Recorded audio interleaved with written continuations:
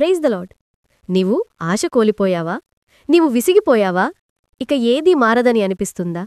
ఇంతే నా జీవితమని అనుకుంటున్నావా? అయితే బైబిల్ వచనం యోహాను 11:25లో చూస్తే, అందుకు యేసు, పునరుత్థానమును జీవమును నేనే, నాయందు విశ్వాసముంచువాడు చనిపోయినను బ్రతుకును అని అంటున్నాడు దేవుడు. మరి నీవు ఎందుకని నా జీవితం ఇంతే, ఇంక మారదు, ఏం మార్పు రాదు అని విసిగిపోతున్నావు? సరే, అయితే ఇది విను. ఒకసారి మార్తా మరియు మరియా కన్నీళ్లతా యేసుని పిలిచారు. ప్రభూ, మా సోదరుడు మరణించాడు అని. 4 రోజులు గడిచిపోయాయి. అంతా అంతమైందని అనుకున్నారు. కాని యేసు అక్కడికి వెళ్ళి ఒక మాట చెప్పారు. లాజరు, లేచి బయటకిరా అని. అప్పుడు లాజరు బ్రతికి లేచి బయటకు వస్తాడు. అక్కడ ఉన్నవాళ్లకి కొత్త ఆశ మళ్ళీ పుట్టింది. నీ దేవుడు చనిపోయిన లాజరుని లేపినవాడు నీ స్థితిని మార్చలేదా?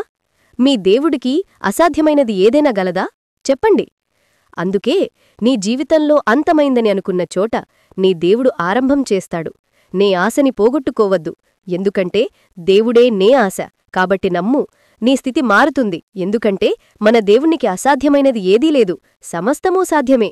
కాబట్టి దేవుడు మీద ఆశ పోగొట్టుకుండా నీ స్థితి మారుస్తాడని నమ్మి దేవుని దగ్గరికి సంతోషంగా రండి. God bless you. Have a wonderful day.